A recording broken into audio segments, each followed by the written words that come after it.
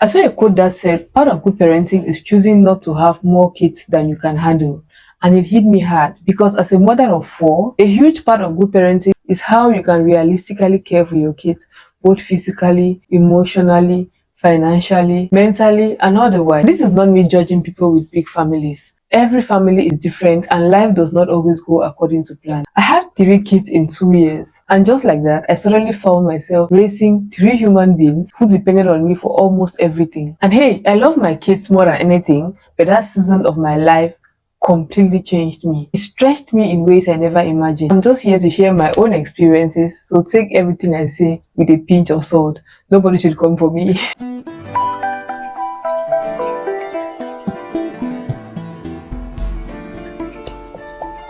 Hi everyone, welcome back to my YouTube channel. If you're seeing my face for the first time, my name is Elvin, but the people here call me Skilled Elvin. I'm a creative entrepreneur, an environmental engineer, a mother to 4 beautiful kids, and this is my little corner of the internet where I talk about my life's experiences, lessons life has taught me so far, and the opinions I've formed along the way. So if this is something you resonate with, I would like you to subscribe and be a part of our community. So yeah, let's get back to today's story. I had just moved to a new city when I had my second child. It was a completely new place to me. It was my first time being there, and I knew people at the time, but we had not really gotten that close. And when we moved into this city, I was 8 months pregnant already. So 1 month later, I had my baby. Of course, after the labor and everything, I thought the hardest part was over. But then my baby had an infection and we were admitted at the hospital. And if you know what it's like, I don't know what it's like in other places, but here, where I'm here in Cameroon, whenever your newborn has an infection, whatever those people do, the treatment is usually 7 days. So yeah, we were admitted at the hospital for 7 days, and I found myself struggling emotionally. The worst part of this was that I had no one except my husband. My mom was blocked, so we're in a crisis, and my mom was blocked in our hometown. She couldn't come over to where I was. Like roads were blocked. There was no movement in and out. So yeah, she was blocked in the village, and she couldn't come to where I was. So it was just me. Like it was just us, my husband and I. My husband had just lost his mom prior to that, so it was a really difficult time for us generally in the family. And there I was with a new baby, admitted at the hospital with no one, absolutely no one to just. And hey, did I mention my phone got bad? And like I said, we were just coming from a really bad place, and I could not afford to get a new phone at the time, so I was using a Chirongo phone, so I could not even I could not even browse. I would just sit in the hospital from morning to evening. I remember calling my mom almost every morning and just crying on the phone because I was so down. I would call my mom, we would talk for about an hour, and I would just be crying. My husband, of course, would bring me breakfast in the morning, and then I would sit in the hospital all day, waiting for him to close because if he would pass in the morning, he'll bring me breakfast, then he'll go to work, then I'll sit at home waiting all day. I'll sit at the hospital waiting all day till he gets back from work and then spend some time with me before coming back home because we also had our first child who needed him back at home. And imagine sitting at the hospital, like with no one to visit you. I would sit there. I remember, my how do I call it? Other people that were hospitalized, the other people in the hospital, they would have visitors all day, people coming to check on them. And there was I would just sit there, nobody, no phone, no company, just nothing. And I went through a lot. But anyways, that period was over. Eventually we were discharged, we came back home.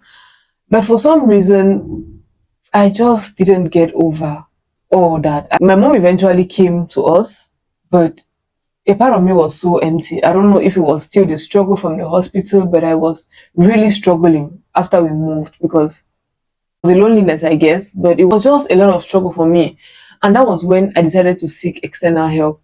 I remember a friend of mine just posting on her status, like she posted her friend and said, oh, she's a therapist, can talk to her about anything. She always has the best words to say, blah, blah, blah. So when I saw it, and I was like, okay, maybe I need help and I really need someone to talk to about what I was going through.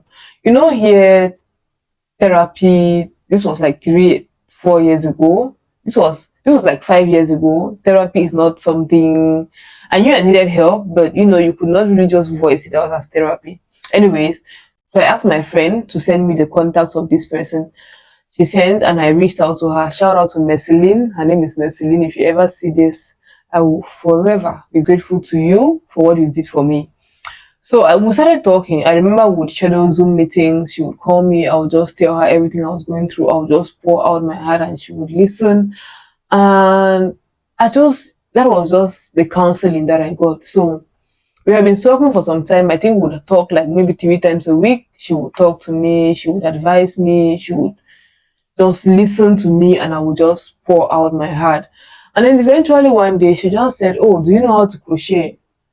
And I was like, "Yeah." So she sent me Hooked by Lade's page. If you know her on Instagram, she was like, "Oh, maybe you can try something like this." And that was the beginning of my business journey. Somehow I started to crochet. Whenever I was feeling depressed or I was feeling lonely, I would just crochet and it was kind of therapy for me.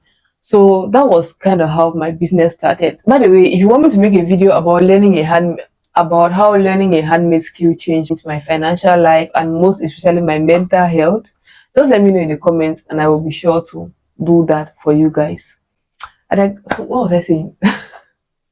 Yeah, okay, so we started talking and that was how my crochet business started. But then a few months later, I was still trying to, find my footing as a mother of two, trying a new business, trying a new hobby, a new business, when life surprised me again. I found out I was pregnant with twins. And if you watch my last video, you know how terrifying that was for me. If you want to get all the tea about my finding out I was pregnant with twins, just watch my last video, right? So it was really terrifying. And there I was, like, it almost felt like I was back to square one. This whole thing that I've been trying to run away from. Here we are again. Not like I wasn't trying; I was running away from pregnancy anyway. But it was just me spiraling and stuff. But yeah, I'm a strong girl. I kept telling myself, we'll figure it out. If God trusted me with the process, it means I can manage the process, blah, blah, blah. Yeah, we got through that. And then fast forward to when I eventually had my twins.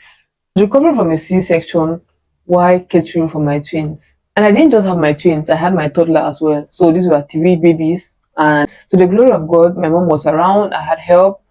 She was with me for about a month. But eventually, she left. And then it was just me and my babies and my husband and my family, you get. And the first 1 year was a huge struggle. I'm not gonna lie. Talk about sleep deprivation. I remember this one day, my mom was still around and my father-in-law was around as well. The twins were crying, like everybody. It was in the middle of the night and the twins were just yelling, they were just shouting, and my mom was holding one of the twins and then my husband was holding, I was breastfeeding both of them at the same time. So I was so sleepy. I had not slept during the day. So I put my head, I was sleeping. My mom was holding one of the twins. My husband was holding the other twin. And I was just tired. So it was a lot of struggle in that first 1 year. So it was not just the sleep deprivation, having divided attention, focusing before you're done with one child, the other child really needs your attention, just moving around. And then there was a mom guilt that also got to me because at one point I started feeling like, oh my God, I wasn't serious about family planning. Oh, I should have planned better. I should have known this. I should have this. I should have that. I should have watched more videos. I should have prepared myself. There was that mom guilt that kept coming. If you've made it this far into the video, I think it's safe to say you're enjoying it here. But have you subscribed? Have you? That single act alone goes a long way in keeping me motivated to show up here every day. So please go ahead and hit the subscribe button. I'm waiting. I'm waiting. I'm waiting. Thank you. Now let's get back. There was also financial pressure because I wasn't working. I had to stop my crochet business. I wasn't doing anything to give me money per se. My crochet business was barely starting, and of course with the babies I could not even like do it full time like that. So there was that financial pressure. I can ask my husband money for like family money, but when it comes to like I want to do my hair, I want to buy my dress, I like to take care of those things myself. So there was that. I think at one point I even cut off my hair. Yeah, I did cut off my hair after I had my twins because there was just a lot of pressure. There was just a lot happening, and I just didn't know what I was doing. I also had to keep depending on help. At some point, I felt like I was losing myself. I think that's even why I cut my hair. Just there was just a lot happening. And like I said, at some point, I had to pause my business. Although one time I will still go back. I actually needed to crochet so that I would just ease out and just it was a form of therapy to me. But the business itself, I wouldn't say I was very consistent that first year. I was just doing it for the therapy of it, not for the business aspect of it. So that year, the business it was doing the way that it was doing. We also experienced a lot of health challenges. At some point, the twins were sick. Myself, I got sick. I was admitted at the hospital at some point. I think the twins were about 11 months old or 10 months ish. I was admitted at the hospital, and the time I was still breastfeeding. So they would bring them to the hospital and I would breastfeed them. They would bring them back home. It was, no, it wasn't up to 10 months. I don't remember, but because I know I weaned them around 10 months, 11, 10 months ish. But I know at the time I was admitted, they were still they were still breastfeeding. And that was when the doctor even advised that I should wean them because I was struggling already. I had my own health issues and I had lost so much weight. And then when I weaned them, they got sick themselves. So when I weaned the twins, they also got sick. I remember on their first birthday, we celebrated their birthday is in February. We celebrated their first birthday in April because in February they were sick. Like my babies were looking like I don't even know. They were so skinny, they were so tiny. We could not even do anything for them on their birthday because they were so pale. They were just all of us were going through a lot.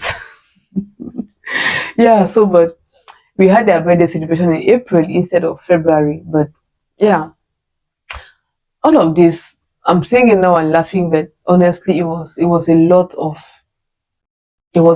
coaster. It was a lot of emotions going on, especially in that first year, in that first year of in the first year that I had my twins.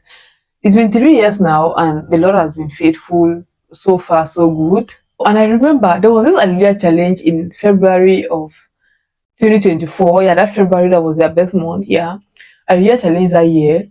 I remember kneeling in front of my TV and just raising one of my twins because the boy twin, the one whom I had through C-section, right? That one, he just, like he came out through C-section, and for him, it was just back and forth, ill health. I just knelt in front of my TV. I raised him up, the way like you raise like a burnt offering. I raised him up in front of the TV and I was just like, God, I did not pray for this. This, what I'm going through right now, I did not pray for it. You get? Yeah, but it was just part of the struggles that I was going through. Yeah, so yeah, it's been 3 years. I still struggle a bit sometimes, parenting. It gets easier with time, I guess. From some aspects get easier with time, some don't, but those initial years are really sometimes I think children are overrated, man. Looking back, I don't know if I would say I wouldn't change my life or my choices, but I definitely wouldn't change my children for anything. Those little humans, they are the greatest gifts of my life. A part of me wants to say, especially those twins, but I don't like to make preference.